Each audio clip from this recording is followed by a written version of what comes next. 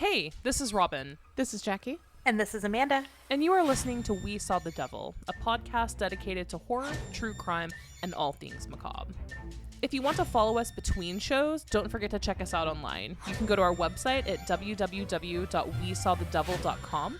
You can follow us on Instagram at We Saw the Devil Podcast or on Twitter at We Saw the Devil. And if you want to follow specific co-hosts' social media, you can find the links to those on our website as well.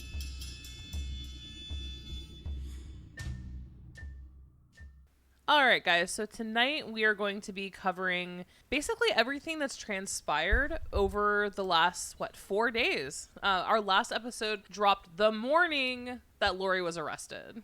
So, unfortunately, we kind of missed that entire day, but a lot has transpired. She was arrested, new things have leaked and come out, probable cause affidavit. So we have a lot to talk about. We do. We have a lot of new details, a couple new... Well, I shouldn't say new, but a lot of things that confirm dates that we knew. So just actually confirming when things happened and where. So, Lori was arrested on February 20th in Princeville, Hawaii. Yay! Finally. This was a long time coming. Well, we've been waiting for this for forever. Just to get something rolling has been important because we've all been sitting back wondering, well, why hasn't she been arrested? And even though police came out and explained why she hadn't been arrested yet, it was almost incredulous as to how she could, flaunt basically all over Hawaii, or Kauai to be exact, and her children be missing. And it sounds like the Idaho Police Department really started putting a really kind of, watertight case together against her. So it seems like they took their time on it. She was also seen at resorts and stuff. So she's hanging out in beautiful Hawaii resorts while her kids are nowhere to be found. Because in the arraignment, right, they say that she just came back from vacation from Maui. It must be nice to give up all responsibility, not show any responsibility, and go on vacation in Maui. That too, yeah. So, yeah, a lot has transpired. So she was arrested on February 20th. And do you want to read over the charges, Robin? Yeah, so Lori is facing 2 felony counts of desertion and non-support of dependent children. She was also charged with misdemeanors of resisting and obstructing an officer, solicitation to commit a crime, and contempt of court, which is the willful disobedience of a court process or order. That's per the Kauai Police Department. Now, the maximum sentence on each count of desertion of a child in Idaho is 14 years in prison, and she was charged with 2 felony counts of it. So right off the bat, with nothing else, just the 2 felony charges that she's currently facing. And I'm sure there will be more in the future. But just these 2, she's facing 28 years in prison. Well, maximum. Hoping for more. I have a feeling that by the time she's extradited, which we will get into that here momentarily, a lot more will be coming to light. So, like I said, our episode came out Thursday morning on the 20th, and then she was arrested later that afternoon. So, let's talk about the probable cause affidavit. So, that was released after her arrest was announced. The Idaho State Journal came out and published the probable cause affidavit. So, we are actually going to deep dive. You may as well strap in, folks, because this is going to be a fairly lengthy episode with a lot of information. So strap in, and we're going to go through all of this together. This is an affidavit of Detective Ron Ball. So it looks like he basically starts it off saying his job, how long he's worked for the police department, what he's done in the past, and just his trainings and all of that. So, he's a good source. It also goes into basically who the people are. So who's involved. Talks about JJ, Tylee, Lori, their date of births, and that sort of information. So that's just kind of how it starts. The first notable thing I will say is in paragraph 4, it does say that Tylee has not been seen since September 8th, 2019. And then for paragraph 5, it says, last day JJ was seen alive is September 23rd, 2019 at Kennedy Elementary School. So a lot of us already knew these dates, but now it's just in stone. This is what we know right now, correct sources, all of that fun stuff. It's really crazy how we heartily follow this case, and we had a pretty good idea of the timeline of things, but this probable cause affidavit like solidifies and adds so much more to the events. But yeah, so now we have cement concrete dates. Tylee has not been seen since September 8th and JJ since the 24th or 23rd. Right. Okay, so paragraph 7, the thing I took away from that was that they had performed some surveillance on Lori at the request of the Gilbert Police Department starting on November 1st. So while doing the surveillance for the month of November, they did not see the children. And that's really interesting because that particular surveillance was due to Brandon Boudreaux and Melanie Boudreaux, correct? Mm-hmm. It was.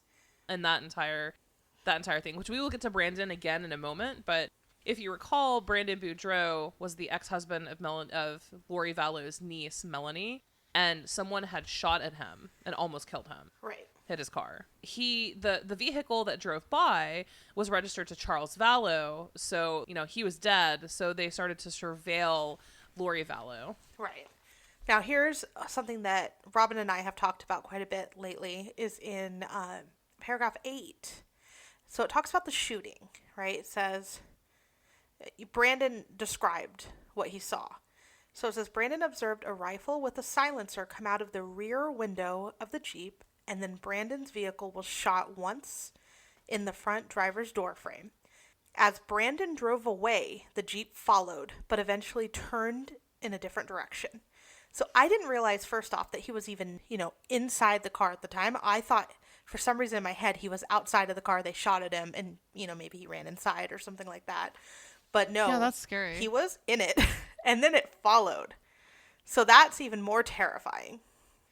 It was my understanding in reading and seeing interviews with Brandon as well, because he's done one at least, is that he was actually in his car and then he saw the bullet, or he felt the bullet, saw the bullet, and then it busted out the window, was my understanding. So what also is really interesting in this affidavit is that it mentions that a silencer came out of the rear driver's side window. Right. Which adds a little bit more. I hadn't actually heard that before. Right, but it's in the affidavit. So Robin brought it up actually, I think last night, when you're like, well, doesn't that mean someone else was in the car with him? So, rear window, is it Melanie? Is it some other cult member? Lori? Who was actually, yeah, it could have even been Lori for all we know.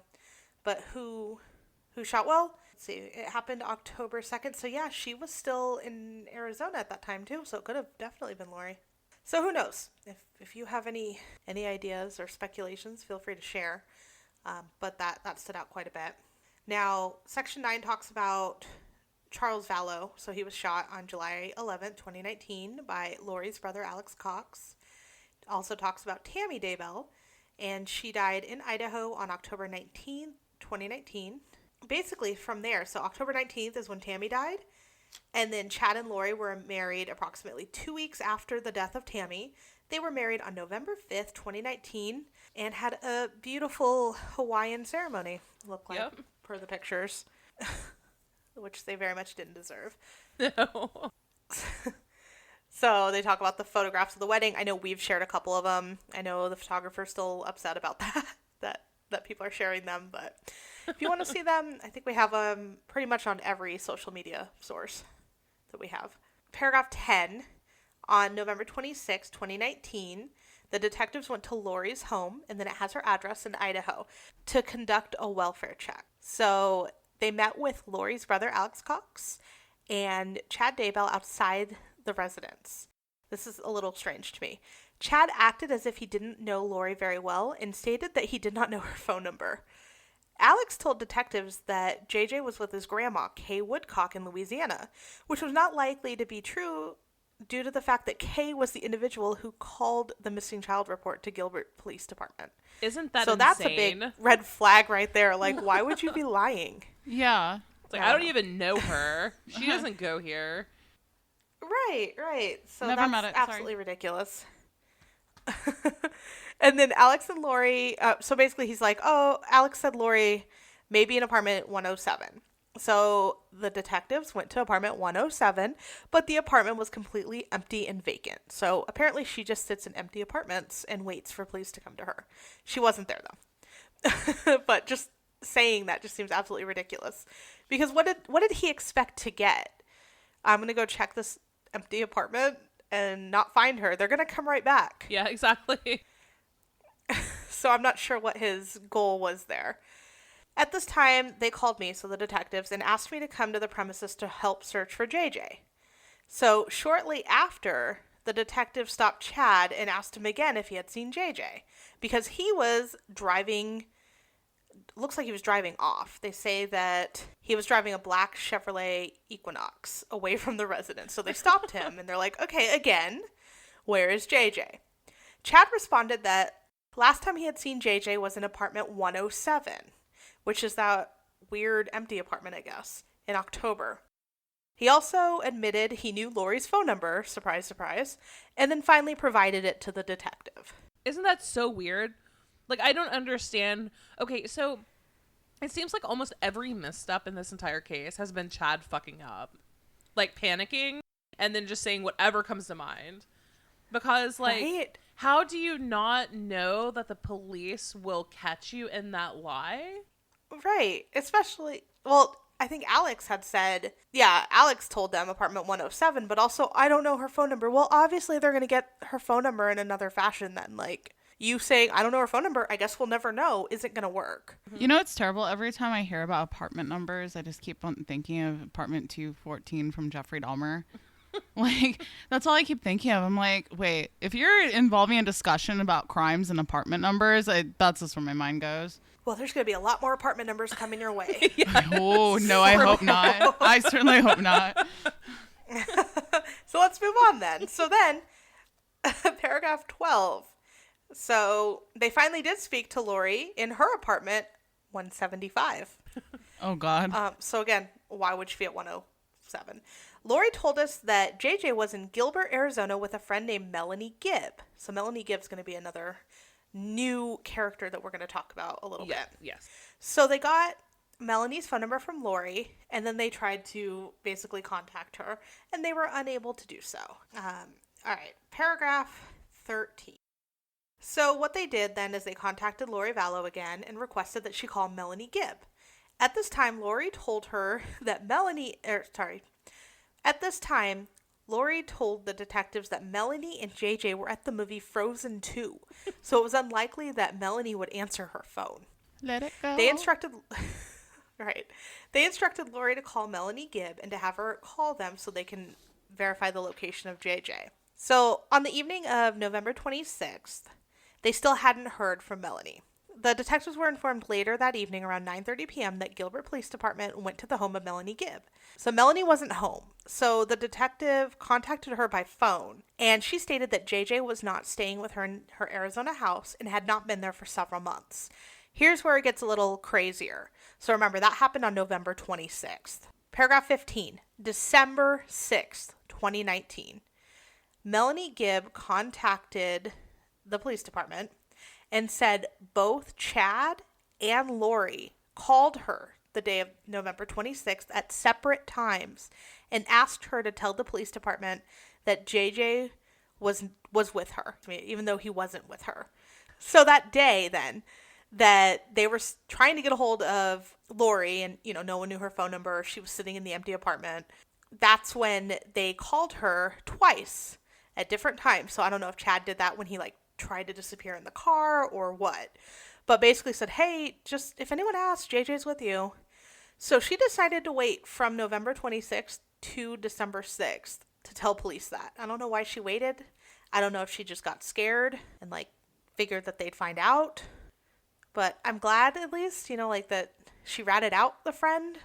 So at least she told the truth there. All right. So, and that's part of where Lori got in trouble too, for basically saying he was with this person and this person's like, no.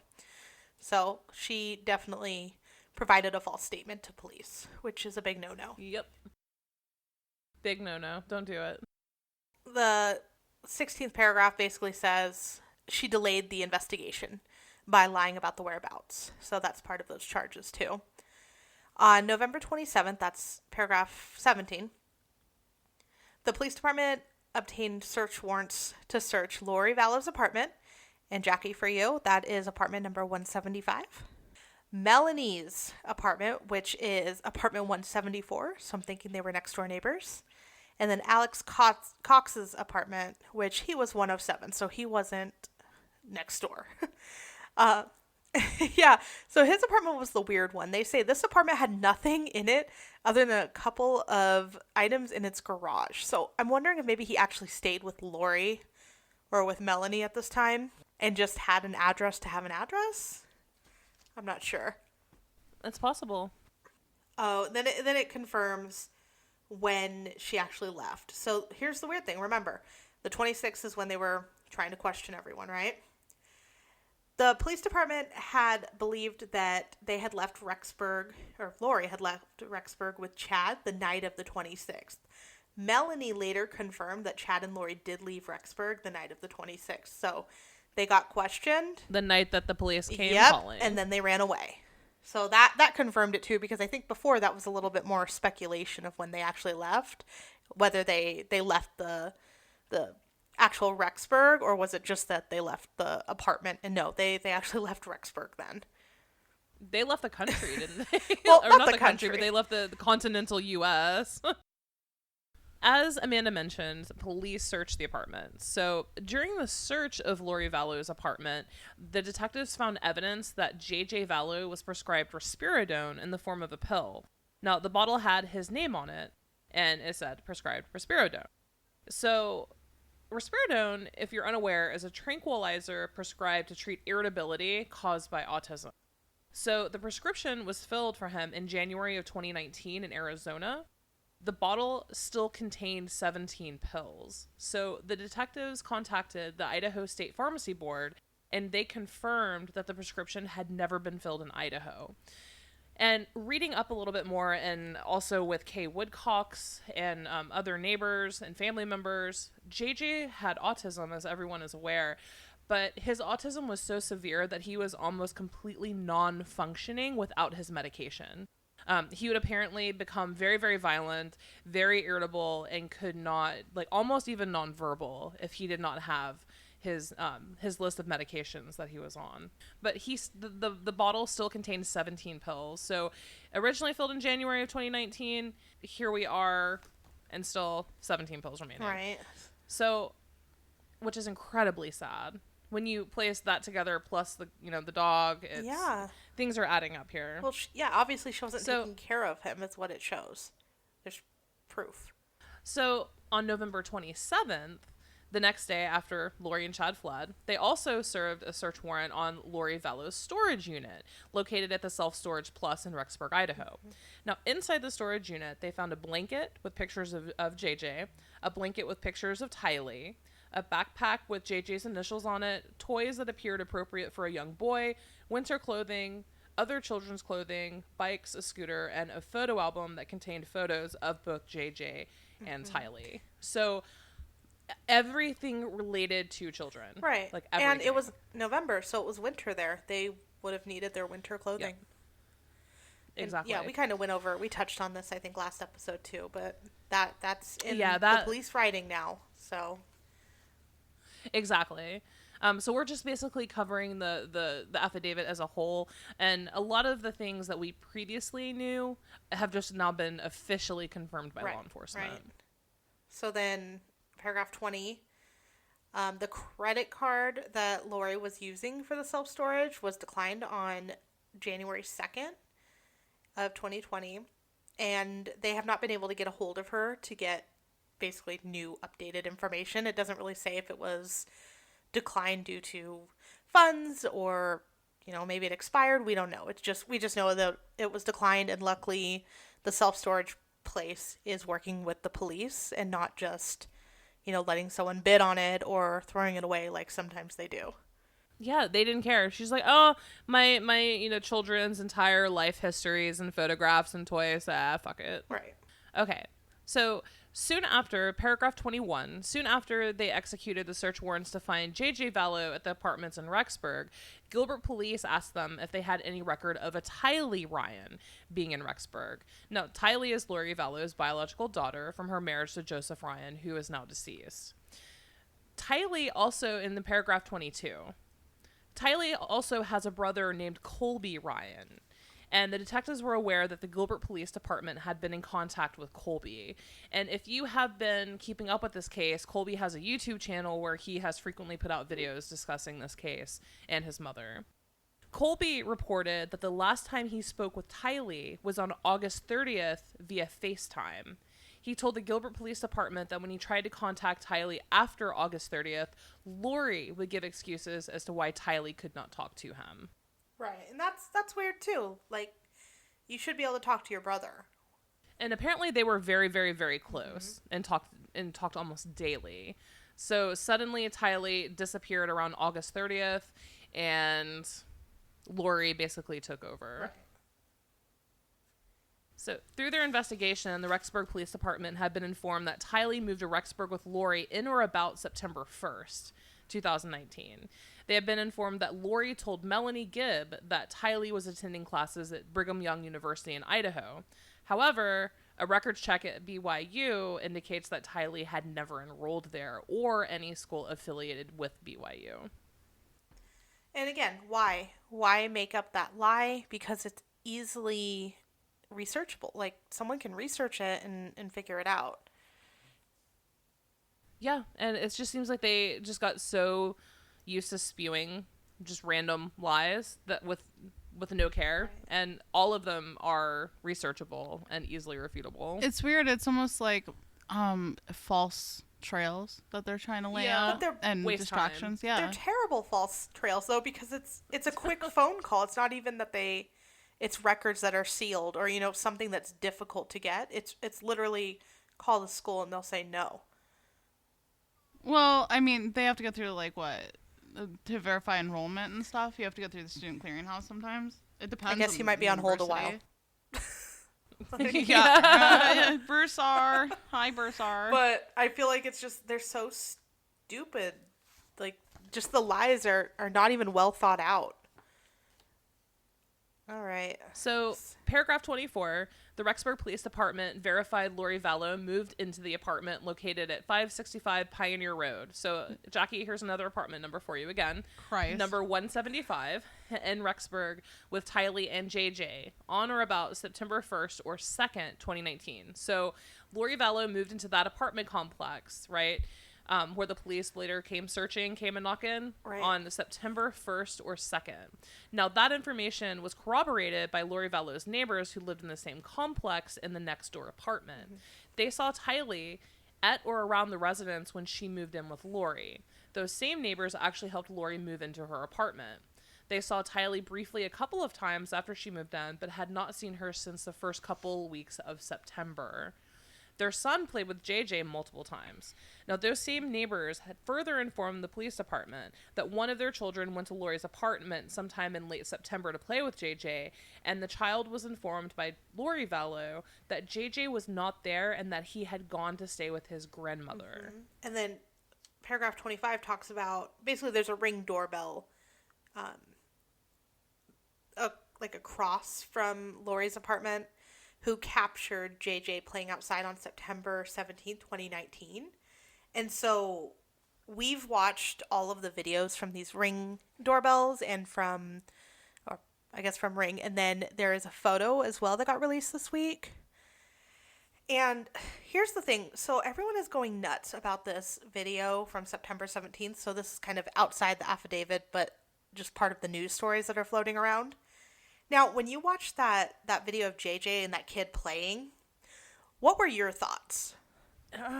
JJ was very aggressive, and he didn't look to be doing so hot. So everyone's saying he was just like outrageous and crazy and all of that. And one of the news sources, again, this is their take. This is what they hear.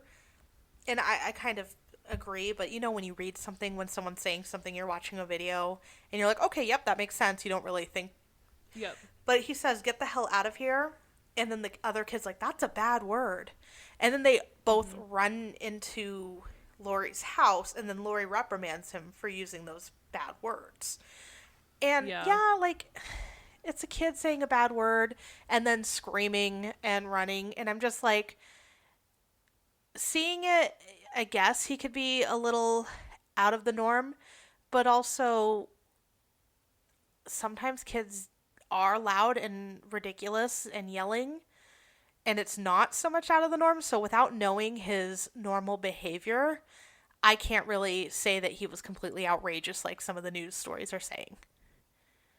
He wasn't like, oh my God, someone call the mental health hospital. He needs to be taken into custody. He wasn't that level, but like you could tell that he was a little aggravated, But yeah, it definitely doesn't live up to the, oh my God, he was unhinged that people seem to be kind of floating also, around. To me, everything's about verification. Well, it was two little boys playing too. We don't know if they were playing pretend. We don't know if one of them was a monster. We don't know that. Just saying, I don't know if I buy that he was completely insane right there. Like, I'm sure he wasn't doing so hot without his meds, without his dog, but also it's two boys playing together, so I'm not going to say that he was unhinged, Just saying. Okay. There's also a photo that was taken September 6th that shows JJ, Tylee, and another child. Again, this isn't part of the affidavit, but we kind of went through and looked up the dates for some of the appearances. And this is the weird one. Yeah, this one's weird. Well, also when I first saw the photo, I guess I'll describe it. It looks like someone took it through their blinds, and it shows JJ, Tylee, and another child, like I said. And they have a basket full of toys, and this is per the neighbor. He or she doesn't want to be identified. But they had a basket full of toys and stuffed animals, and they dumped it into a puddle in the grass. So the neighbor randomly texted someone this photo and then basically explained what they were looking at. And, I wish... They thought it was incredibly weird. I wish I could see the whole text chain, because that's also weird. Again, like, who's taking pictures of other people's kids through their window? And honestly, again, I don't think that that's really weird. If he went and got a basket full of his toys and they went swimming, like in the grass. I don't think that that's... I mean, as a parent, I'd be like, okay, what the hell are you doing? But also, like, would my kid do that at some point? Probably. Like, he'd be like, oh, the teddy bear wants to go swimming. I don't know. I don't see it as unhinged again. And it was kind of creepy. Like, it was a creepy picture. Yeah, I mean, every neighborhood has one of those. They do. And that's probably why I'm so passionate about this, because my neighborhood is this, and I'm so angry that people do this. That's why you're the queen of your neighborhood now. Yeah, that's true. But anyways, yeah, I think it, like, when I first saw just the picture, I'm like, this is a really weird picture. Like, I'm grateful that they took it to show that Tylee was there. So there's, evidence that she is there. But also, it's just a very strange picture to me. Who fucking does that? And then... Who's this like? Oh, I was going to say, you can find this picture in this text exchange. It was on ksltv.com. Sorry. So there's one last video that was brought up this week too. And again, it's another Ring doorbell. And it's from October 29th. And it actually shows Lori and then another woman. But I don't know who this woman is. She has dark hair. Possibly a friend. I don't know. It's strange. They're like yelling and laughing. And what I can understand, I kept listening to it over and over again. And it's hard to understand some of it. But it says something like, right here, but it's too small. Then they laugh. Someone says, it's cool. Something, big enough for a 4-year-old. And then I couldn't understand the rest. And in the news story, they said something about an igloo, but I definitely don't see any igloo.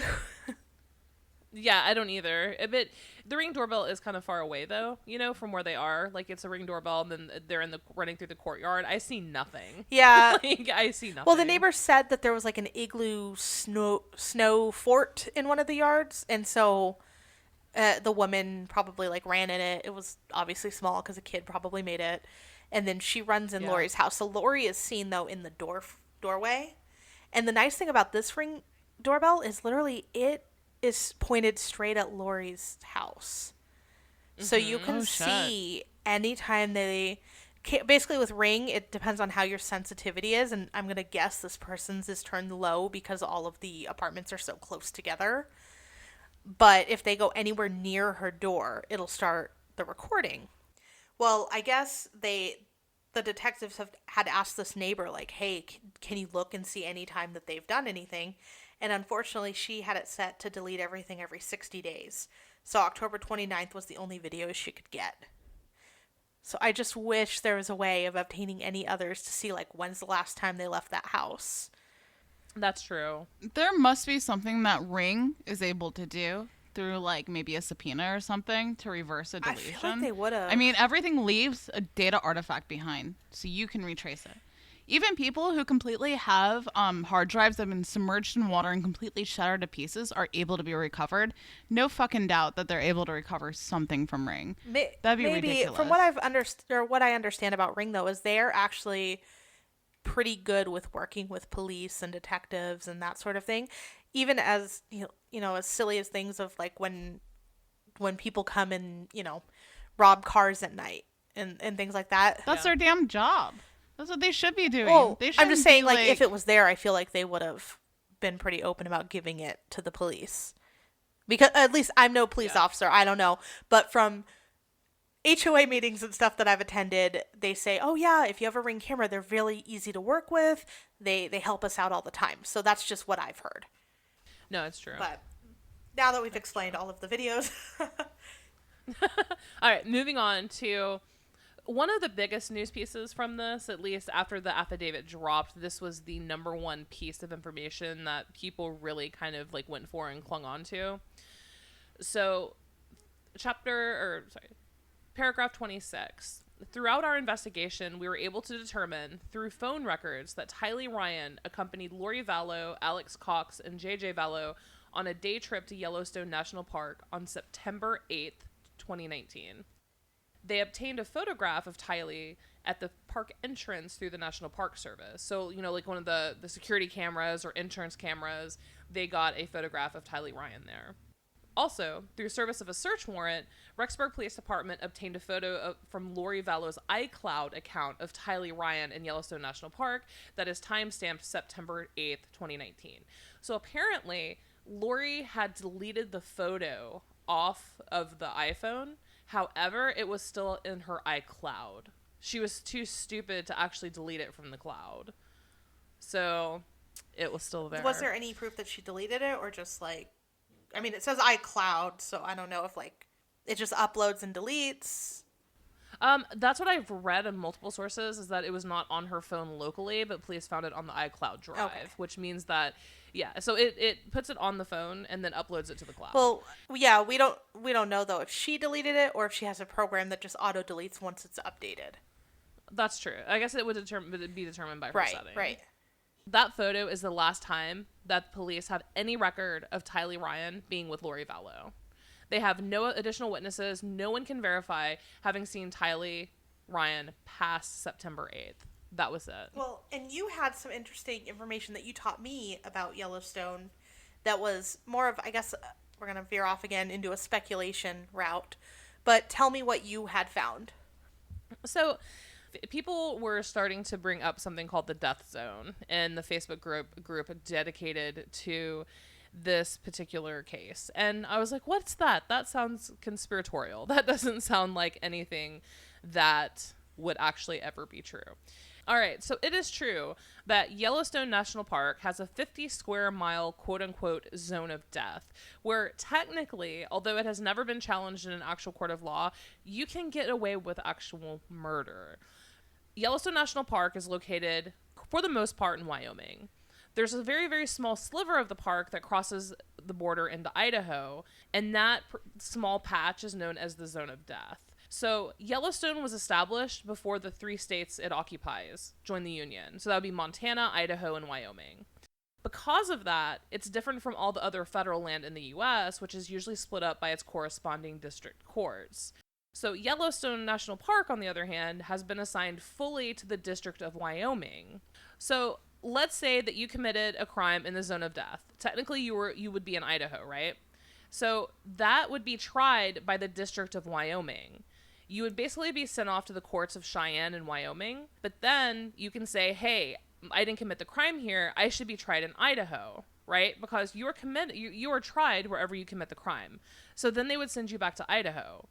Now, under the 6th Amendment, the accused has a right to a jury composed of people from the state where the murder or crime was committed. That would be Idaho, right? Mm-hmm. And from the federal district where it was committed.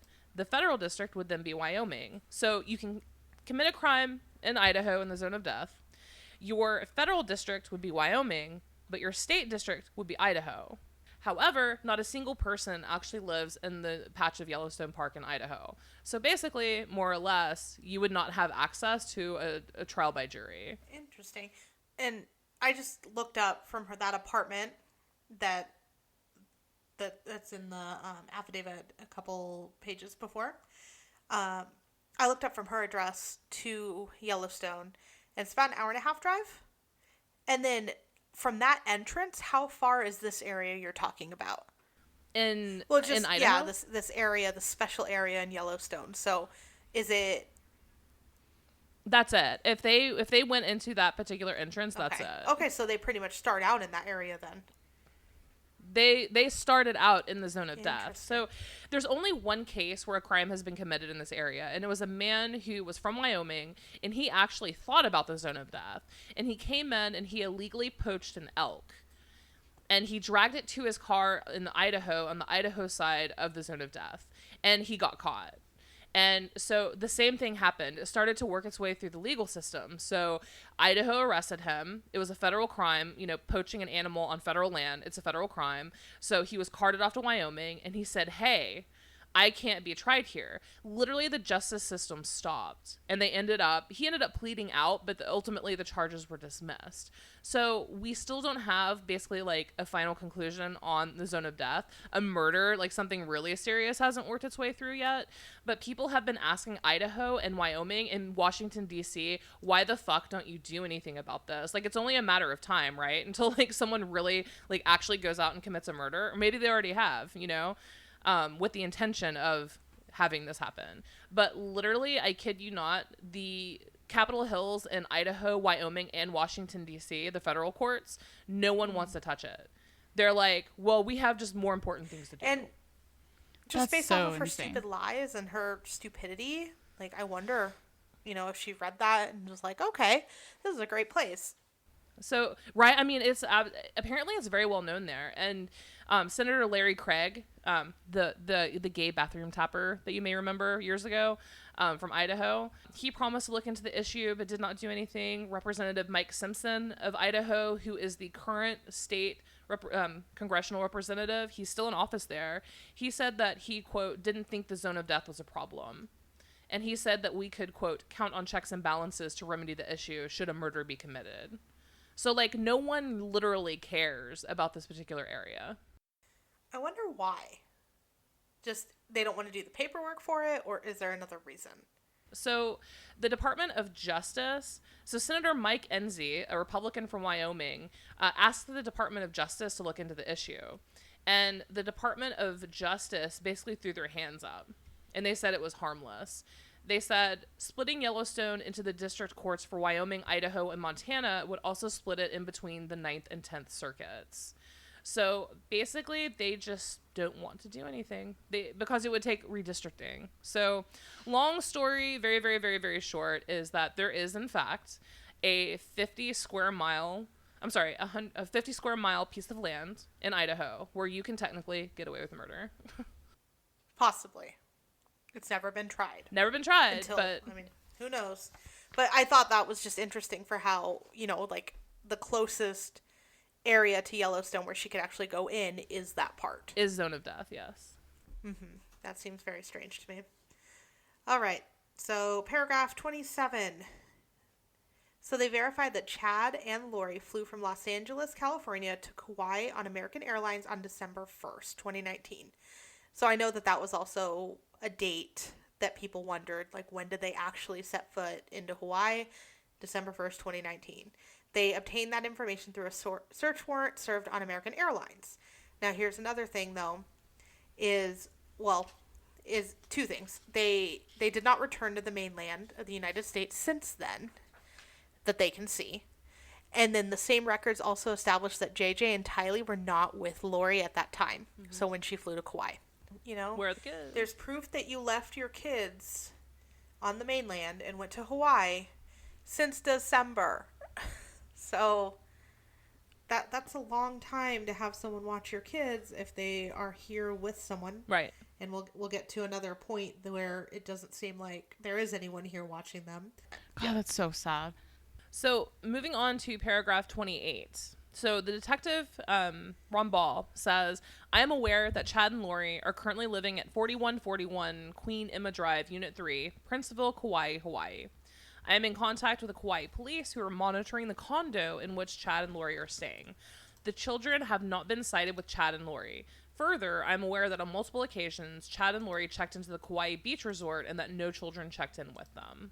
So since we just mentioned that address, I want to say, too, that it was posted a couple hours ago from Justin Lum, Fox 10 again. I know we've talked about him a lot. But he says, source, Chad Daybell has canceled his lease on the Princeville condo and expects to move out on February 28th. Sources tell me that he plans to leave the island. Unknown when exactly. His wife, Lori Vallow's extradition hearing is set for March 2nd. So he also confirmed on Friday that the condo is in escrow. So I don't think he's buying it, obviously. He's leaving. So I'm wondering if, because she's going to get extradited to Idaho, if he's coming back to Idaho. That would make sense, huh? So we'll see where Chad goes next. But that was just an update from Justin Lum today. No, that's really interesting. For the next couple of weeks are going to be incredibly fast moving and interesting. That's for sure. Mm-hmm. And so then we get into paragraph 30. So on December 20th, 2019, the Rexburg police and the FBI published a press release announcing that JJ and Tylee were missing, that the Rexburg Police Department was looking for them and asking for the public's help in locating them. And then they go on to talk about how since December 20th, the case has received national media attention, and Lori Vallow has refused to provide law enforcement with any information regarding the children whatsoever. And then we have something, this is also new in the affidavit too. Paragraph 32. So through this investigation, the Rexburg Police Department learned that Lori Vallow used care.com, the website that people use to find pet care, babysitters, elderly care. She used care.com to find a babysitter for JJ. Through service of a search warrant on care.com, they were able to verify the identity of the babysitter that Lori Vallow hired to watch JJ. They contacted the babysitter, and she informed them that she watched JJ on the 19th of September. She had met Lori Vallow and JJ the day before, on September 18th, 2019. The babysitter understood that her employment was going to be ongoing. Like, she was expected to be there multiple times. She reports that on September 24th, she reached out to Lori Vallow, and Lori told her that JJ had gone to stay with his grandma for several weeks and that her services were no longer needed. So again, there's that date. And clearly that's a lie. Right. No, that's the first day that no one has any proof that JJ was around. Yep. Okay, so speaking of the nanny, actually just a little bit ago, Lauren Steinbrecher on Twitter, and that's at Lauren S. News, tweeted that Fox 13 spoke with the woman Lori Vallow Daybell hired to be JJ's nanny. She sent us a statement that she gave to police. So it's a pretty long thread. And what do you think, Robin? Should we read it or the whole thing, or just talk about it? I think we should talk about it.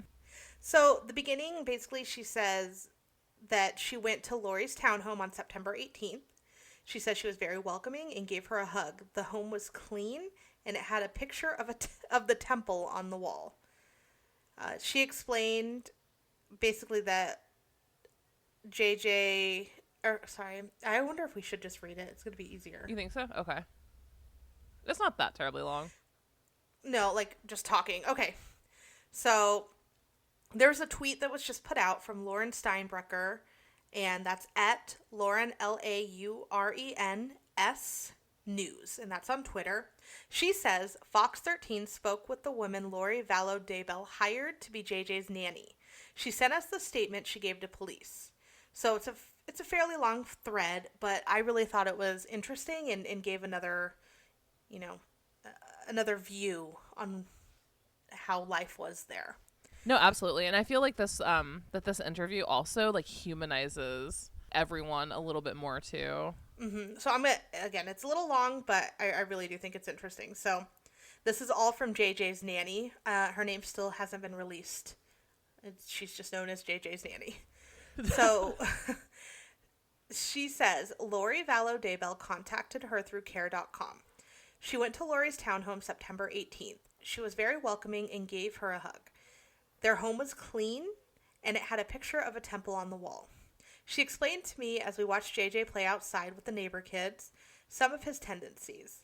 He gets emotional easily, frustrated, distracted, has difficulty communicating with others, but can follow orders if you look him right in the eyes. She explained to me how they recently moved here from Arizona. Her husband had died of a heart attack, lie, and how JJ doesn't quite understand the situation. Lori said how she and her husband adopted JJ and that he was her nephew. So, some of it's truthful. Yeah, that's about it. Right. So, she talked about Tylee as well. Her daughter also lives in Rexburg and is going to college. She says her daughter doesn't like to babysit JJ without being paid, so she wanted me to work for her. But aren't you paying that nanny? Why not just pay your daughter? That seems strange. What Lori said about Tylee. Occasionally her daughter would come and visit for dinner or to do laundry, but she never said that she lived there with them. It appeared that only Lori and JJ lived there from the look of things and what she told me. My overall impression of her was that she was kind but seemed stressed out being a newly widowed mom alone with her autistic son. Which, I mean, I could understand that too. Yeah. I mean, also, if your brother didn't kill your husband, you know. The nanny came back in September, on September 19th, to babysit JJ. When I walked inside, she mentioned how she was waiting for her brother to come and leave with her to the airport. She said she was going to be Idaho Falls Airport, which is the closest one to Rexburg. She said her brother also lives in Rexburg. She joked about how she liked that because some days when he was extra tough for her to handle, she would give him his meds and have him go to bed early to give her a break. Then her brother came over and was quiet, just said hello, and then they left. JJ was upset about her leaving and went into the garage. I followed him to make sure he didn't block the garage from closing. After Lori left, JJ went to play with neighbor kids. The nanny fed him dinner. JJ tried to leave during dinner. Lori said she had to put on 2 locks because sometimes JJ escapes. Eventually, JJ went back to friend's townhouse to play. When playtime was over, the nanny got JJ from the neighbor's house. We left, and this greatly upset JJ. He started crying and screaming. I tried to calm him down, distract him with a show, tell him how sometimes people need a break and how he needs to share. He threw the chair from their wooden table down, flipped the ottoman over by their couch, and then ran upstairs. I let him cry for a bit, hoping he would calm down, but he didn't. I felt like I should check on him to make sure he wouldn't hurt himself or break anything. So from there, she says, I quickly found him under the bed in his mom's room. He also had a room upstairs, but from what I remember, it was just full of toys with no bed. Lori's room appeared to be normal. She had a large bed, a bathroom, and it looked clean. Although something kind of strange was that there was a small mattress in the corner where JJ slept. It was pretty thin, the size of a twin mattress, with sheets and a pillow. There was a mirror hanging above the mattress in the corner. As JJ ran up from under the bed, he went towards the mirror and knocked it off the wall. Hoping it didn't break glass all over the mattress, I picked it up. While doing so, he ran back downstairs. As I went back downstairs, JJ was still upset and said his mom wouldn't want me to come over again and that he hated me, did not want to be my friend. Shortly after this freak out, his mom, her brother, and a friend walked in through the garage. The mom called JJ and asked me what happened. I explained the situation and then she babied him. So, again, the nanny says it was overwhelming the amount of love Lori showed JJ after his breakdown. Then the nanny met Lori's friend that she picked up from the airport. It was a woman who she did podcasts with.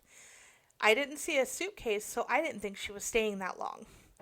Lori thanked the nanny and paid her $40 cash. So from what the nanny talked about with Lori, it seemed like she was going to be needing daily assistance, or almost daily assistance. This was the last day, though, that the nanny saw JJ and Lori. So then again, from the nanny, from September 24th, which is the day JJ went missing, she reached out to Lori, and then she responded to the nanny that JJ was with his grandparents for a month and that she was in Hawaii. She said, in about a month, when they come back, I can work again. Well, once that month passed, I texted her again around Halloween asking if I could work. There was no response. I thought it was pretty weird that they just up and left for a month and didn't need me to work again after hiring me. And then the nanny's thoughts on the explanation of JJ going to the grandparents' home and Lori going to Hawaii. I assume she just might have needed a break from JJ, I guess.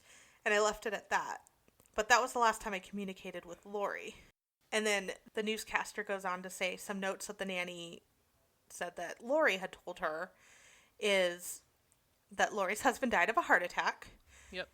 And, you know, we've talked about this 1,000 times now. Alex killed him, but says it was self-defense, which I still don't buy. And then Tylee not living there. So that is probably the biggest thing I took from this part, because we knew that he wasn't really on his medication. But where was she living then? Like when the nanny came over? Yeah, so like to my understanding, it's the townhouse complex.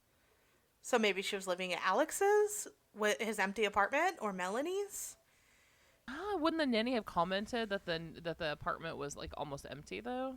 No, but she was at Lori's, not Alex's. Oh, that's like true. She's saying Tylee didn't live there. That there was one bed for Lori, a weird mattress for JJ, and then the other room was the playroom. That's true.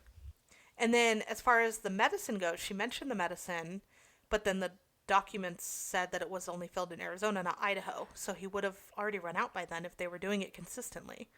Yeah, that's true. But then she had the nanny give him his meds. Exactly. So where did these meds come from? That's true. Yeah, just he hadn't been in school. So that's all the thoughts on it. I will note that Annie Cushing did comment on it about an hour ago, asking if the woman was described, because she's trying to figure out who the woman was. Could that possibly have been Julie Rowe? Does anyone know if Julie was friendly with Lori as well as Chad, or is it primarily just Chad? That I don't know. Yeah, and they did say Lauren, the newscaster, she said she's not sure, but she's going to look into it. So let's hope that she gets some answers from that. That's fascinating. Annie, just 22 minutes ago, said she's adding it to her timeline. So if you already follow Annie Cushing on Twitter, you'll see it there. But it also confirms Tylee was already gone by the 18th. Yeah. So that's probably why she wasn't seen there. Now, what do you think the likelihood is of Tylee actually being at the townhouse or coming in and out and no one's seeing her? 0. I guess you're right, because of Ring doorbell, like someone. Yeah, I mean, the last time they saw it was that creepy, weird picture that's been floating around online lately through the blinds. So I don't know. But another thing that was added literally was An hour ago. So like 10 p.m. on the 24th. That was just updated. So there are updates almost hourly on this case. But as it stands for the February 24th, we should have you covered. Right. Okay, then moving on. So paragraph 33. Now we're moving on to January. So on January 16th, 2020, a child protection action was filed by the state of Idaho in Madison County on behalf of JJ and Tylee. The court ordered Lori Vallow to produce JJ and Tylee within 5 days of the order to the Rexburg Police Department, or the Idaho Department of Health and Welfare in Rexburg.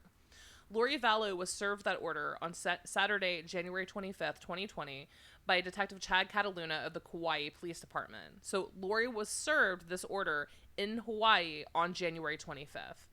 And I remember seeing in the news the countdown is Lori going to, where are the children?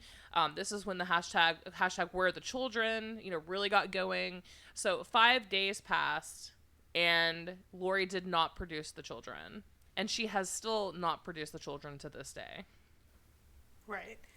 And then skipping a little bit just because they talk about how they served them and how they still hadn't seen the kids in Hawaii. Yep. Paragraph 26, it says, during the afternoon of January 26, 2020, I observed the Kauai Police Department serve search warrants for Chad and Lori on their black Ford Explorer they had rented. They were served to them in the parking lot of the Kauai Beach Resort. JJ and Tylee were not with them, clearly. So this is just very odd items that were found in the car that no one would ever carry around in their car.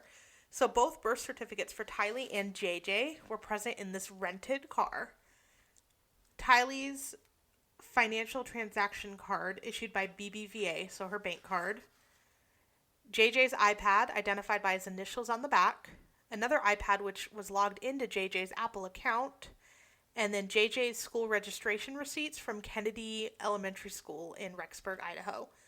So there is literally no reason anyone would carry those personal information like pieces in their car for very long, unless you were going to the school or unless you were going to, you know, somewhere opening an account of some kind for birth certificates or passports or, you know, things like that. You don't carry that around. That's just very weird.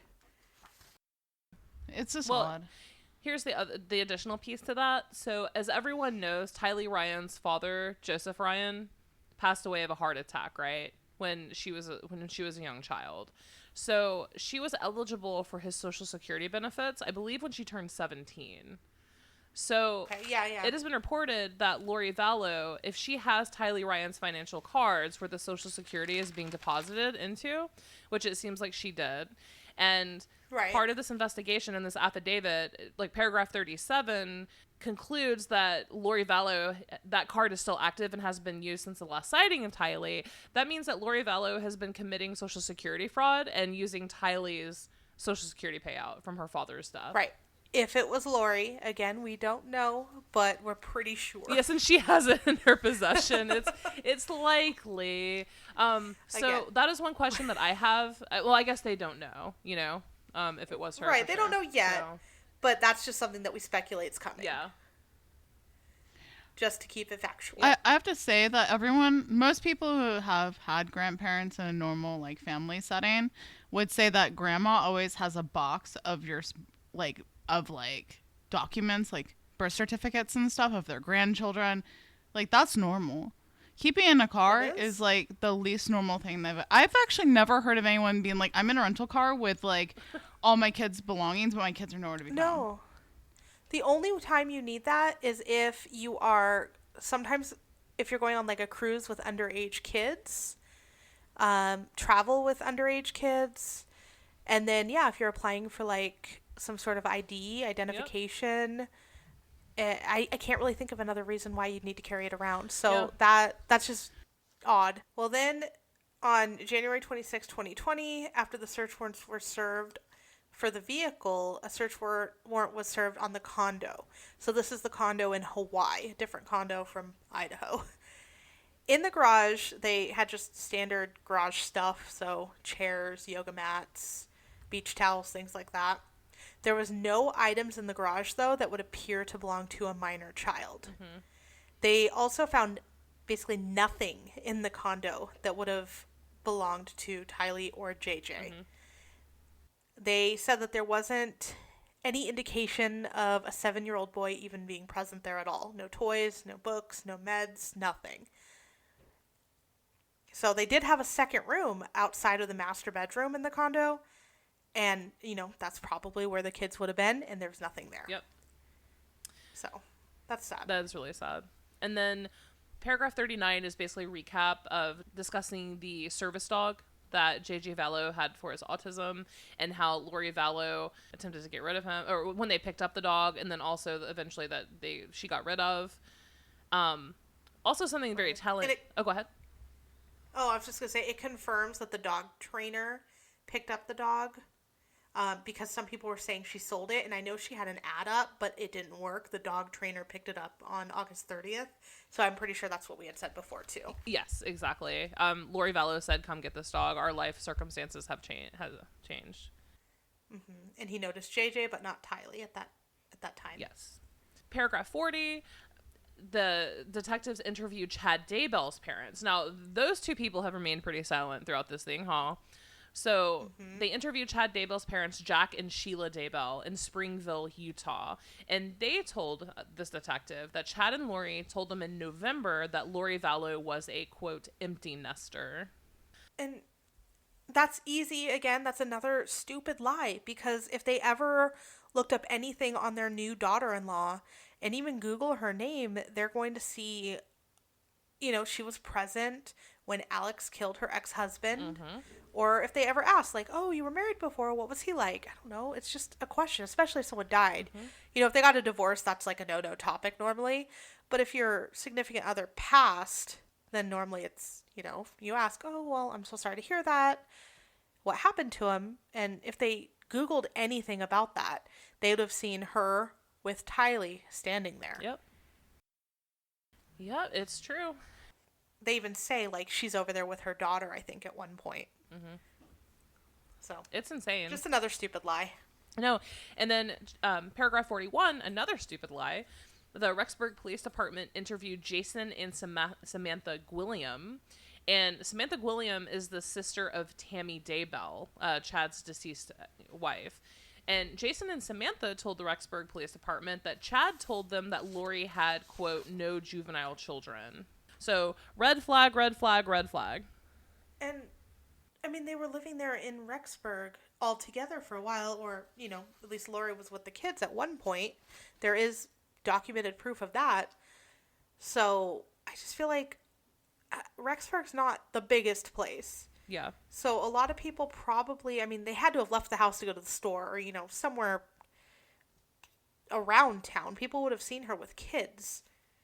So, who are these random kids you take around with you? And in paragraph 42, so on February 16th, 2020, now we are talking less than 10 days ago, Rexburg Police Department received a tip from an individual in Maui, Hawaii, that Chad Daybell and Lori Vallow were renting a car from the Hertz car rental at the Maui airport. And this is the picture, like, heard and seen around the world. There was, like, a little video clip of them walking through the airport, and then also the picture of them standing together at the car rental. And I believe, Amanda, that we discussed that last week as well. Yeah, when did we record again? Like, the day of this, basically. Oh, yeah. I think we discussed it. So... And then finally, the paragraph 43 is, throughout the investigation, Rexburg Police Department and the FBI reviewed Lori Vallow's bank and financial information, and no evidence has been found that would suggest that Lori Vallow is providing money to anyone to care for either JJ or Tylee. And that includes housing, food, clothing, education, medical care, anything for JJ since September 24th, or Tylee Ryan since September 8th. Right. So, again, just another kind of breadcrumb to prove that they're not, I don't know. I shouldn't say that because it's not a fact, but it's just another push to saying that they're no longer alive. Because if they're alive, there has to be someone taking care of them, and just, unless it's a family member that would watch them for months for free, it just doesn't seem likely. We don't have to go through the rest of the affidavit. It's mainly summarizing of everything that we've spoken about. However, and the charges. In the charges, exactly. However, this detective does actually, in paragraph 50, say, due to the following facts, I believe that Lori Vallow is a flight risk. And then again, he summarizes, November 26th and how they left the following day, and how serious the charges are, and how she has no significant ties to the area, and so on and so forth. So in this document, in the probable cause affidavit, the detective says that in his belief, he believes that Lori Vallow is a flight risk. So part of the section for the flight risk, they do also talk about their significant financial resources. So that Chad Daybell received at least, by the way, so not even, less than this, $430,000 in life insurance following the death of his wife, Tammy. So think about that, too. Just, they could have literally gone anywhere. Yeah, anywhere. So that's very significant reason to pull her in ASAP. But who knows where he's going now? Remember, he's leaving. He is leaving her ass there. So who knows if he's following her to Rexburg or if he is going to Mexico, because no one asked if he had a passport or not. I just can't believe people like that But- are allowed to even walk out on the streets like normal people, you know? Well, no charges have been brought against him yet, so. Right. Well, and luckily every time they did go somewhere, there was a random upset person questioning them, taking pictures of them, Video. and making them feel like shit. That's me. Yeah. That's me. I'm there. I'm the one doing it. They can't even go to Costco, guys. Oh, now that's... I know. What is middle white America gonna do if they can't go to Costco, goddammit? Get their... Right, that probably Surplus of toilet really paper. hurt. Well, so this came all at the same time of her being arrested, and then right after her arrest is when we saw the first court hearing. Yeah, so let's. So it was just this was just the first one, just to kind of lay everything out there. It really wasn't anything too significant, but I know you have some notes on it, but it didn't really change anything, luckily. No. It just scheduled more hearings. Yeah, pretty much. And, she will get new attorneys will be involved once she's extradited to Idaho, So the cast of players on the legal side will change here shortly. But yeah, so on February 21st, Lori appeared before a judge in Kauai with her two attorneys. And she basically had the decision of whether to fight extradition to Idaho or waive her right to fight it. And she decided to fight.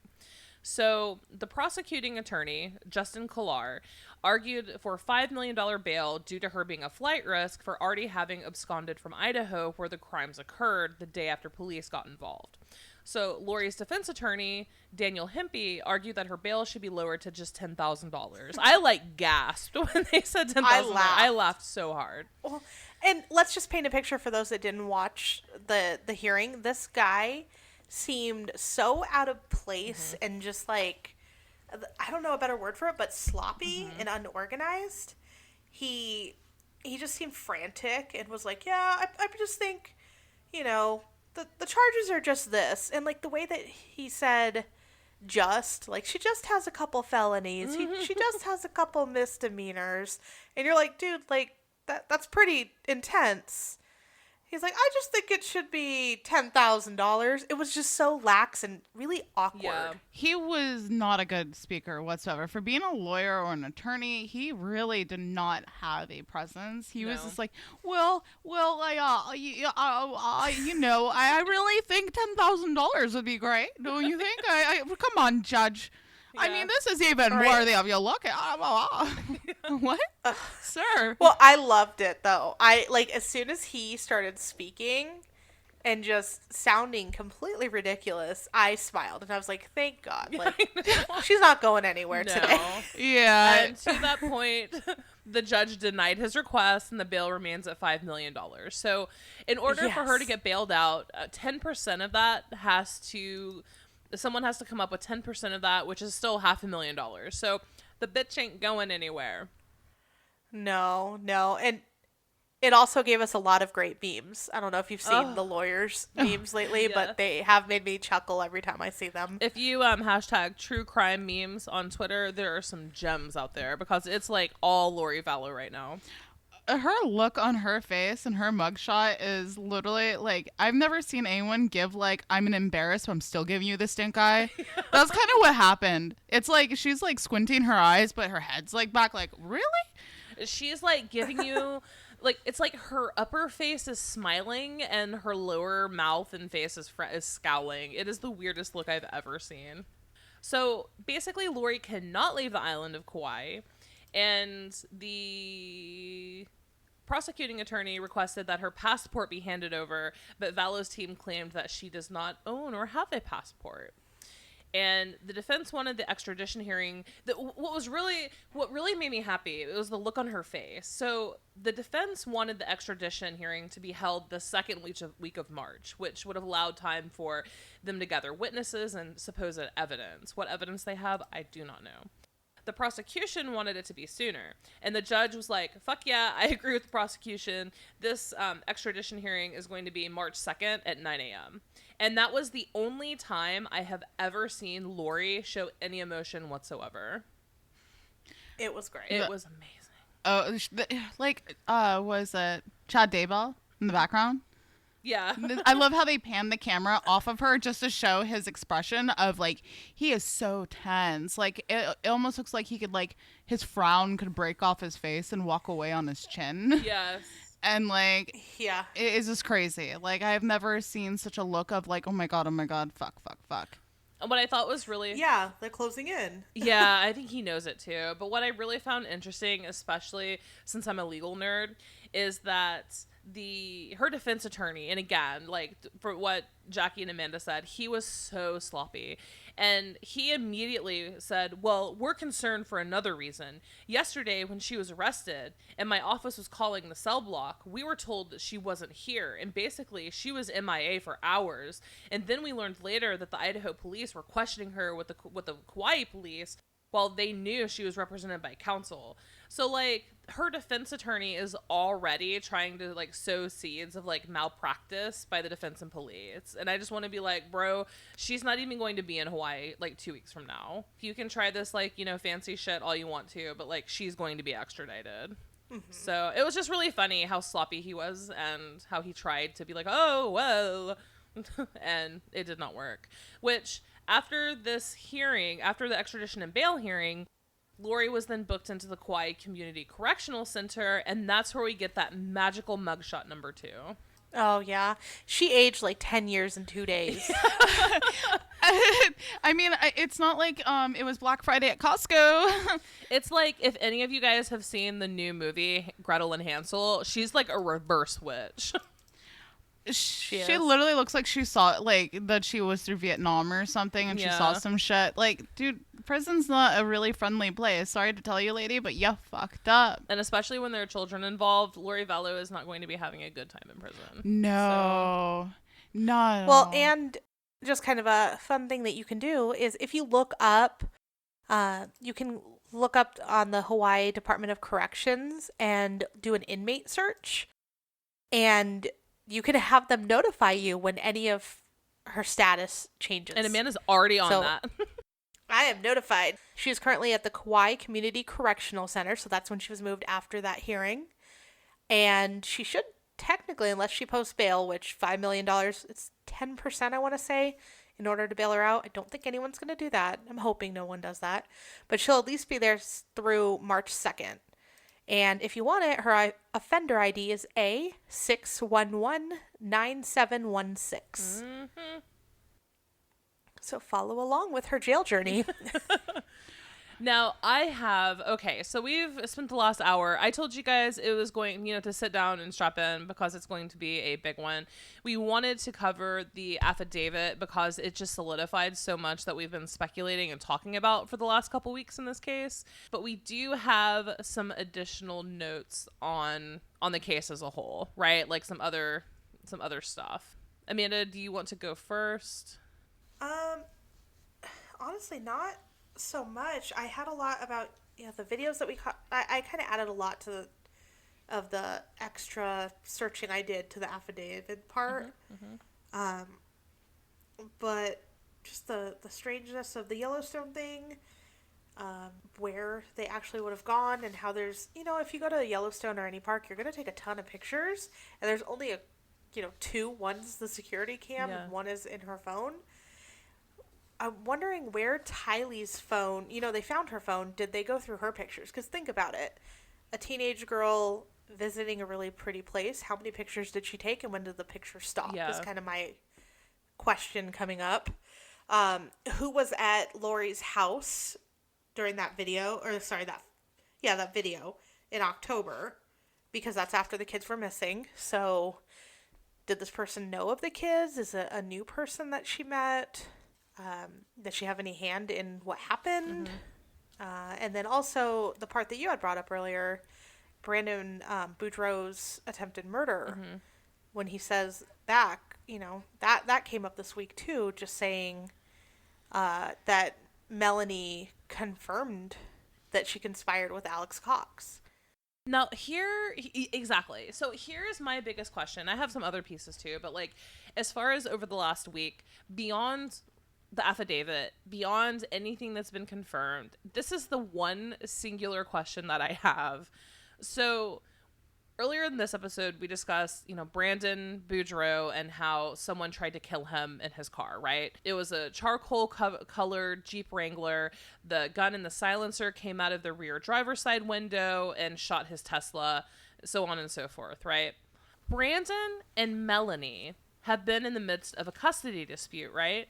So Brandon knew immediately. He says that he knew it was Alex Cox. He recognized the vehicle, and he said that he knew it was Alex Cox. And because Melanie had threatened him, he knew that his ex-wife was trying to kill him. So he ended up, fleeing and taking the kids to Utah. And we discussed this in the last episode. Melanie trespassed twice. Once with Alex Cox, she went there screaming and knocking on Brandon Boudreaux's parents' doors, trying to get the children. Once Lori Vallow herself drove her to Brandon's parents' home in Utah and trying to get the kids. Melanie even put out a Facebook post giving a $10,000 reward for anyone who could help her locate the children after they moved. I mean, this bitch is insane.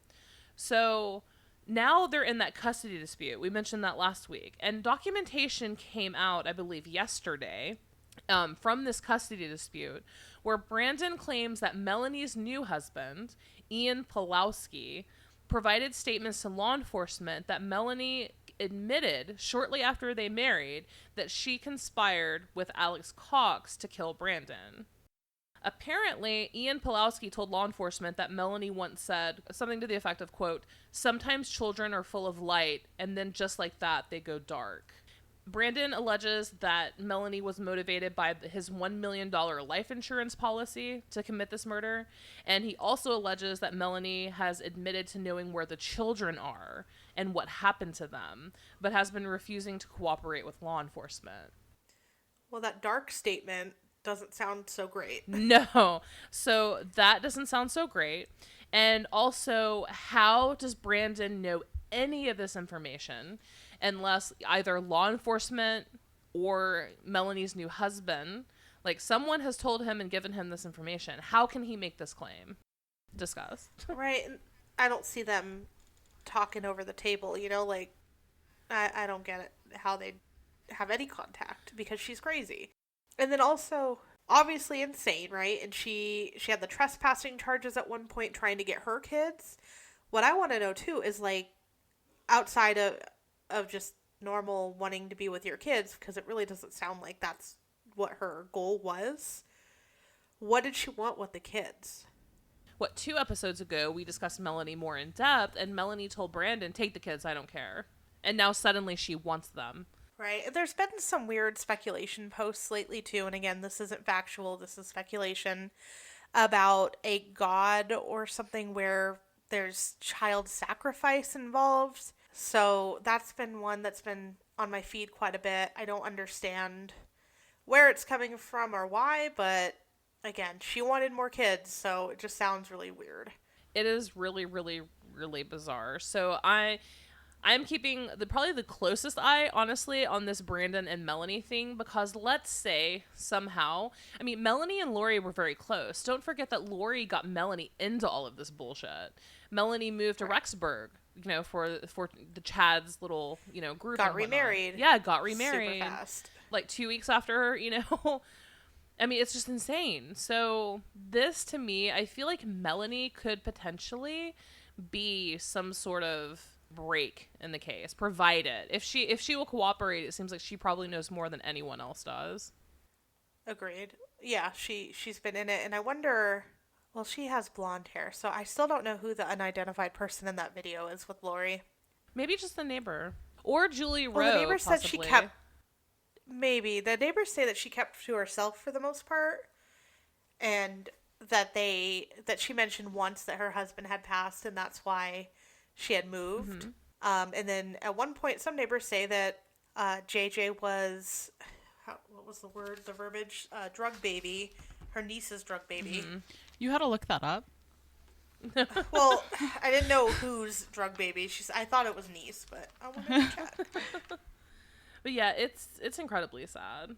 But it could be Julie Rowe. And Julie Rowe is another insane figure from this drama who used to be in... I'll talk more about her in a moment when I start talking about the cults and the religious beliefs. But yeah, it could be Julie Rowe in that video, maybe. And the only other... Well, I have two more pieces here. The next one is Tammy Daybell. So as everyone knows, Tammy Daybell's autopsy is underway. Didn't they say it would be almost a year? It could be up to a year until her autopsy comes back. Yeah. So that's going to be a while. So on February 11th, so we're talking about, 13 days ago? The Fremont County's Office of the Prosecuting Attorney's Office denied Phoenix's Fox 10 public records request for the, quote, 911 call and report taken in the death of Tammy Daybell, as well as any 911 call from the Daybell home on October 9th of 2019. And for those of you who aren't aware, October 9th was the date that Tammy Daybell filed a report with the Rexburg Police Department claiming to be shot at by a masked man carrying a paintball gun. So the Fremont County's office... What she thought was a paintball gun. We don't know if it was a paintball gun. That was actually my exact thought. I think that was probably a real gun, and she was too kind and sweet to actually think that someone would actually be trying to harm her. Yeah. Well, from everything I've read, she actually seems like she was an authentically, nice, just caring woman. Mm-hmm. From at least everything I know she was with Chad, so, but just that she had a very kind heart. Yeah.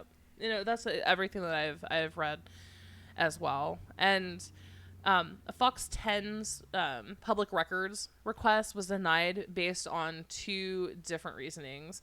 One is that it could interfere with enforcement proceedings. And then number two, that it was denied based on the premise to prevent the premature disclosure of information that may compromise an investigation, the state's case in court, or a defendant's right to a fair trial. So I feel like Tammy Daybell's death may be completely under investigation now as suspicious. Also, complete speculation on my part. As it should be, though. It's just a 49-year-old woman who was in good shape, who was very just active, dying in her sleep. I just feel like that should have been something that needed to be checked. And she was training for a marathon too, so it's not like she was some unhealthy, stay-at-home woman. Like, she was actively running every single day training for a marathon.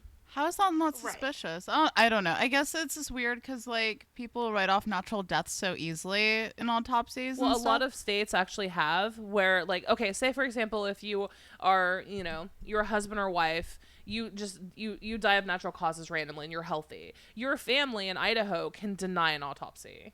Yep. And that's what they did. They denied the autopsy. Of course they did. Yes. Yeah, of course. Well, I just feel like her family wouldn't have. Her family was like, she was so healthy.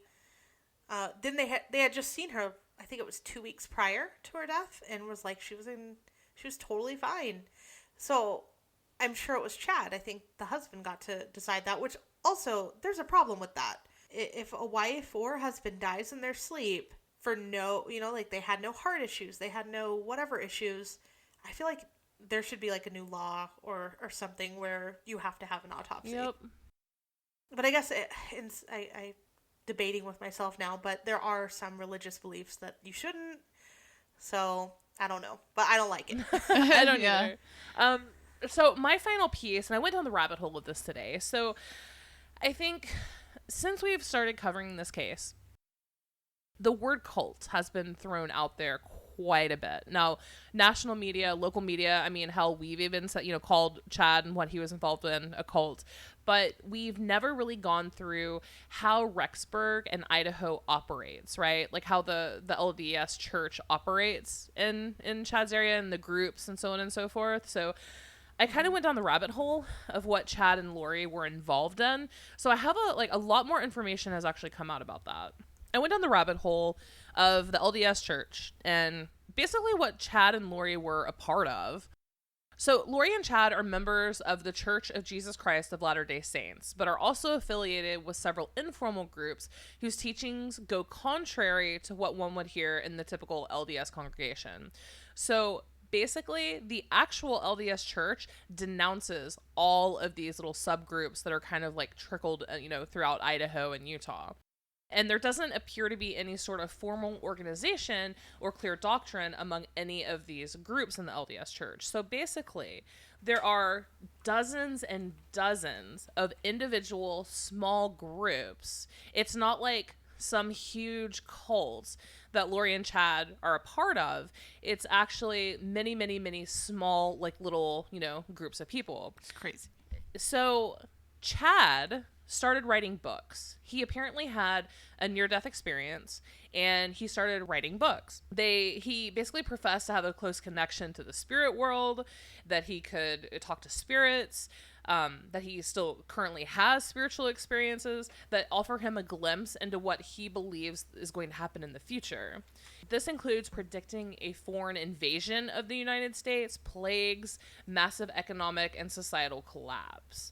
And Chad's books were incredibly popular among some in the Latter-day Saints Church. And in some groups, Chad was basically completely idolized. And that's why in like some LDS bookstores all across the country, you could actually buy Chad Daybell's books because he was actually very, very well known and made a very good amount of money from those books. So what Chad used to do is Chad would travel around and just do speaking engagements.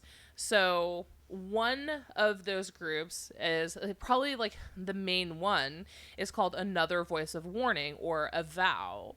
And a Vow, if you go to their website, it's a paid forum run by Jefferson County resident Christopher Parrott. Basically, and it's the point of it is for Latter-day Saints to have kind of a discussion forum so they can just talk about their religion. Now, Chad has been a frequent contributor to this site for years. And on that forum, that's also how Chad ended up meeting Julie Rowe, the crazy bitch that you guys may see on YouTube, going back and forth. She was another very small-time author. That's how he met Julie Rowe. He ended up being the publisher for some of her books. They were very, very, very close friends. And do you want to talk about her statement lately? Because I think that came up this which week. one? As far as how she doesn't support, like how his behavior worries her? Yeah, so before she was so like gung-ho about him and like he's a great person, blah blah blah blah blah, and now it's no, I don't recognize that. She's like in late 2018 his behavior started to worry me, and that's not the Chad that I remember, and it was very concerning, so I actually cut myself off from him and we no longer have a working relationship. And what's very interesting is literally just 2 months ago she was all on the support Chad train. Really interesting, but that also coincides with the fact probably that she was excommunicated from the church. Gasp. So what are you gonna do? So after Tammy's death, Chad stopped contributing to this forum. Now, in Idaho, it's very, very, very rural, so there are a lot of pockets. And so as part of being involved with a vow, he also became aware of Preparing a People. Now, that's the organization that most people who are into this case are aware of. And Preparing a People is basically just an organization that says its mission is to, quote, help prepare the people of this earth for the second coming of Christ. So on its website, they say they don't represent any church or official church doctrines. However, almost everyone associated with Preparing a People or anyone who speaks at their workshops are members of the Church of Jesus Christ of Latter-day Saints. So that's what Chad used to do. Chad, technically, to anyone's knowledge, isn't actually part of some secretive cult organization that goes around killing children and killing people and, preppers and guns and shit like that. That's apparently not what Chad is into. Apparently, Chad was just a really, an author, a religious-based author who made a good deal of money writing books, basically about the end of the world and, tent cities and so on and so forth. And he developed kind of like a fan club, and he just spoke. That's all he did, was he would go to all of these separate extremist groups, right? So, this place may have 10 people, another person may have 12 people, and he just spoke. He didn't have followers. He didn't have anyone out there doing his dirty work. It isn't like that at all. He just apparently is narcissistic, believes that he sees the future and sees God, but he doesn't have like a congregation that he's preaching to or a group of people that he's leading. It's like literally nothing like that to anyone's knowledge. I found an article, and it is by East Idaho News. And if you don't follow East Idaho News, they have a lot of really, really, really good pieces, including the Probable Cause Affidavit in its entirety. But this particular article is by Nate Sunderland, and it's entitled "A Look at the Religious Circles Surrounding Chad and Lori Daybell."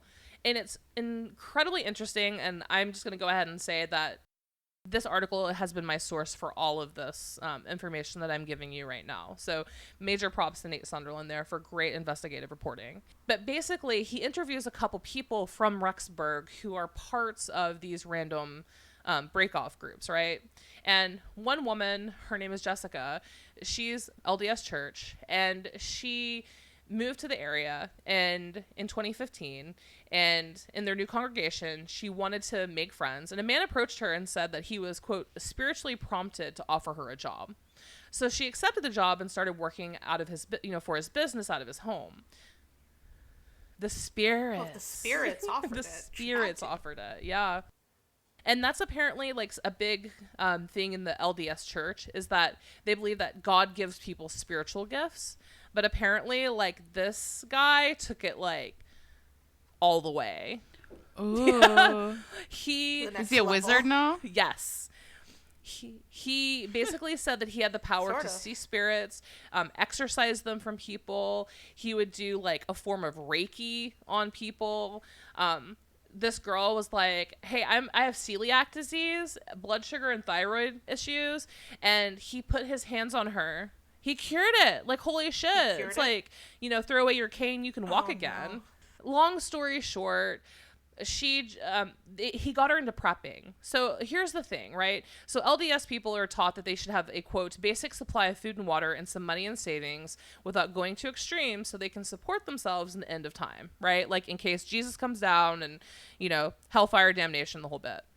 So her boss gave her tickets to a Preparing the People conference in Rexburg on emergency prepping. And that's how she met Chad Daybell. She met Chad Daybell, and she was like, okay, well, this is really interesting.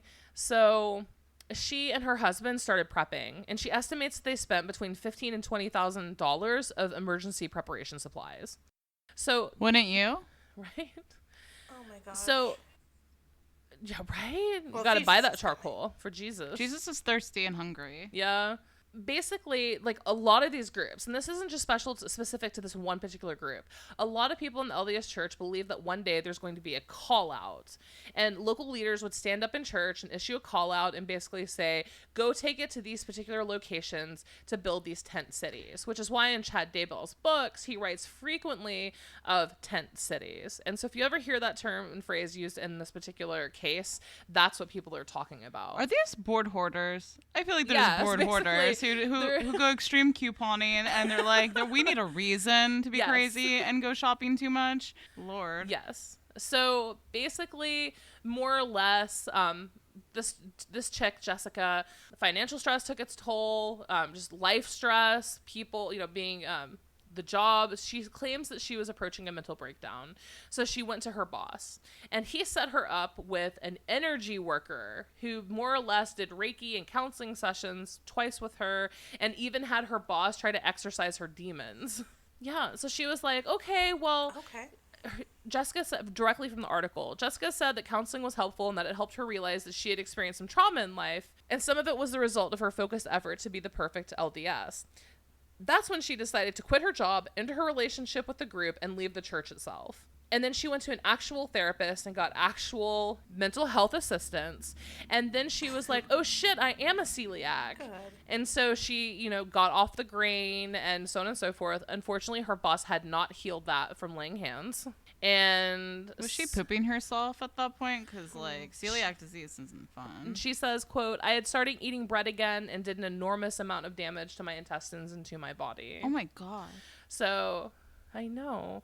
So she says, quote, if there's another person in my shoes who is dealing with this and it's under the guise of spiritual guidance, I want that person to see that they might need to look at things from a different angle. Then I'm not going to get into her case, but there's another woman named Amber, and her marriage recently fell apart because they moved there. She was looking for friends. Her husband got wrapped up in this bullshit, and then he's like off the chain with it. And this is where it goes into the marriages. So basically, in many of these little offshoot groups, right? Like I'm talking handfuls here, they believe that you can, there's like a feeling of chosenness. So say, for example, Amanda, you and your husband are walking down the street and another woman comes over and says, God just told me that I have to marry your husband.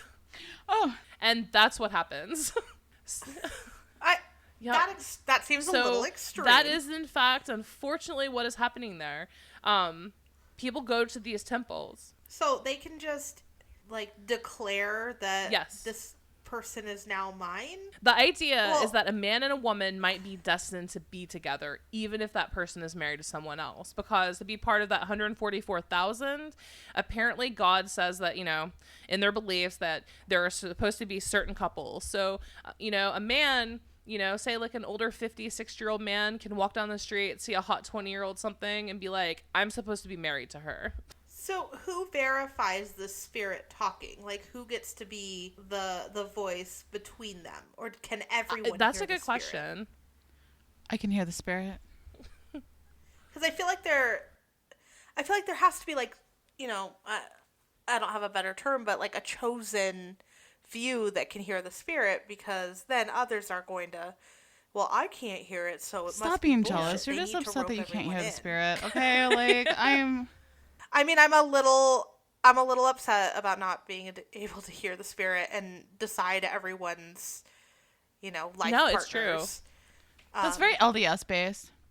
They have like secret names that they whisper in each other's ears and stuff when they get married. Like, it's kind of interesting.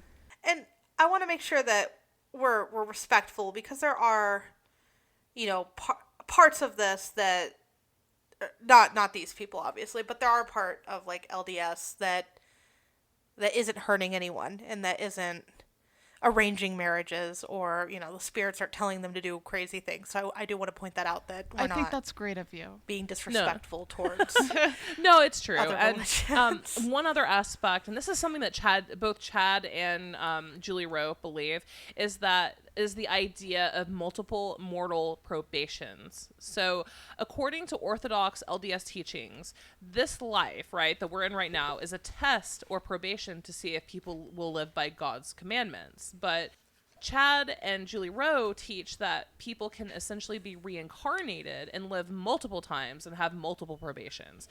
Now, reincarnation is explicitly forbidden doctrine in the LDS Church. So that is, in fact, enough to get you excommunicated as a whole. So some of these, the probations, right, ties into the fact that they believe that a man and a woman might be destined to be together. So say like a man walks down the street and sees you, oh, I think you and I were tied together like 3 lifetimes ago. We're meant to be married now. But so does the man get to make that call, or I'm can not women sure. also make that I call? cannot pretend to know, because I do not know. I'm going to go ahead and just Say make an man. assumption that is probably only men taking wives. However, I am not privy to the internal functionings of these groups. Amanda's interested for her own self gain.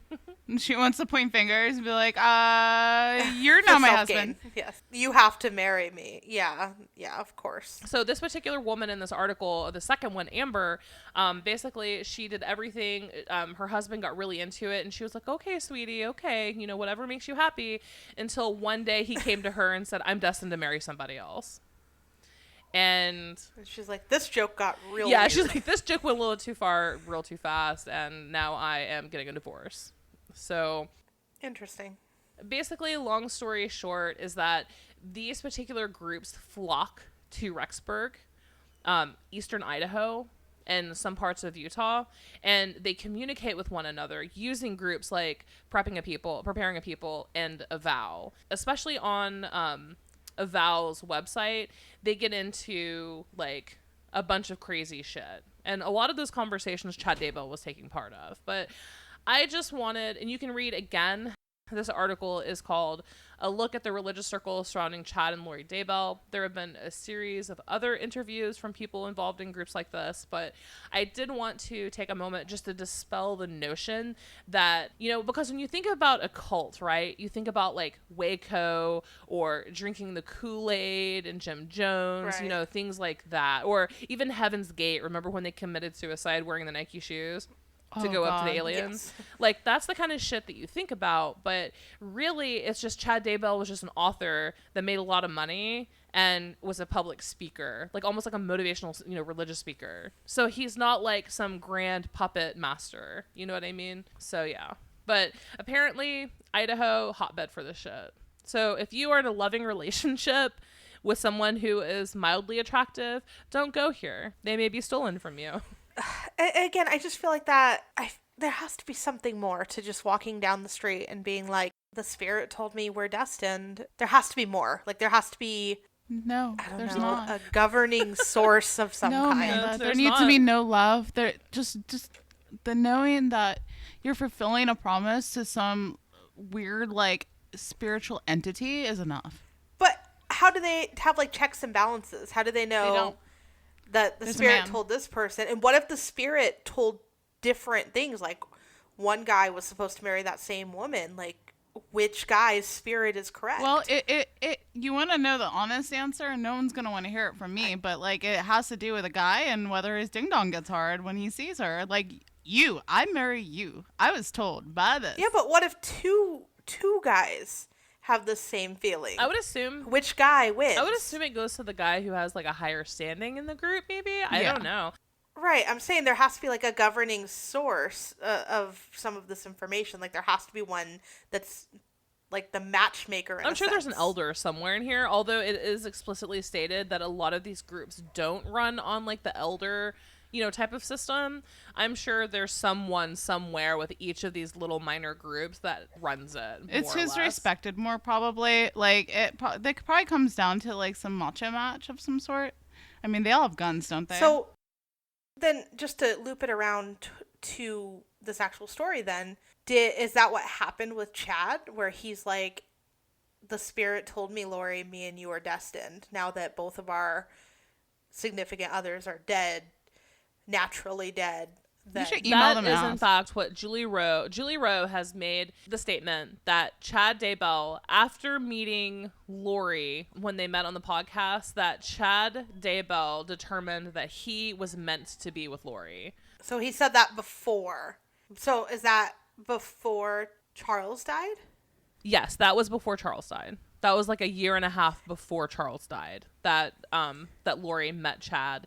Also, Lori used to go to, while she was married to Charles, right? While Lori was married to Charles and they were still in a marriage living together before all the crazy shit went down, Lori would actually travel to Idaho to go to speaking engagements with Preparing a People. And this is while she was still married with Charles. She would go see Chad. So all of this stuff has been 100% confirmed that Lori was actually seeing and meeting Chad while she was still married to Charles. So likely cheating. But yeah, so it's basically been confirmed that Lori was seeing Chad Daybell while she was still married to Charles, like secretively going to Idaho. So it would not surprise me. Was that secretive, or I mean, she could have said that's part of her work. Charles knew that she was going to Idaho, but she would go with Melanie. So he apparently like knew she was going to Idaho, but not necessarily the reasoning why, is what people have been saying. Okay, so Christopher Parrott apparently released a statement on Avow's website stating that he actually spoke last week before Lori was arrested. He spoke with Lori and Chad, and he says it took them an hour, over an hour, to tell him the entire ordeal. And he kept saying, Chad and Lori are aware of who their friends are. So for those of you who throw them under the bus and believe all the lies, you'll have some crow to eat after their story is released. He said the detail is coming soon. No surprise, the court of opinion got it all wrong again. And he said, quote, as I have said from the beginning, this is a nasty, ugly custody case involving major sums of money with everything being driven by grandma, referencing Kay Woodcock. And yes, there is so much more going on just beneath the surface of the water that hasn't been put out yet. And yes, Chad is writing a new book about this whole drama. He also says that the children are safe and still alive. And basically, right now, the next step is to patiently wait for the police department to release the findings of Tammy Daybell's autopsy. So he says the children are alive, all of this is just a nasty custody case, and that Chad is writing a book about all of this. Clearly all bullshit. So I have no idea. It's clearly all bullshit, but Christopher has been a friend of Chad's for over a decade. Very close friend with him. I'm assuming also now Lori. And he says it's just a custody case dispute, and that pretty shortly here, the kids are going to be trotted back out, that they're alive, breathing, and doing well, and that at the end of the day, Chad is writing a book about all of this. So, nasty custody's case, though, if they wanted custody, the only person that would go would be Kay for JJ. But also, if she was a fit mother, she'd have nothing to worry about because she's the adopted mother. So I don't get this nasty custody case, right? Or am I missing something? Over a mother who never wanted the kids to begin with. I believe that it is a battle over the fact that Charles didn't give Lori any money, and so now she's punishing the grandparents and basically, sending a big fuck you to everyone. And I do not, unfortunately, believe the kids, especially after the information confirmed in this affidavit. I especially, unfortunately, do not believe the children are alive. Well, and if they were alive, I mean, going to jail does not sound fun. If you could even just say, Judge, here, go check it out. Let's not talk about it. Let's not tell anyone else. That's all it takes. No one else. I mean, everyone's going to know that they're alive, but not necessarily where they are. So that just seems really...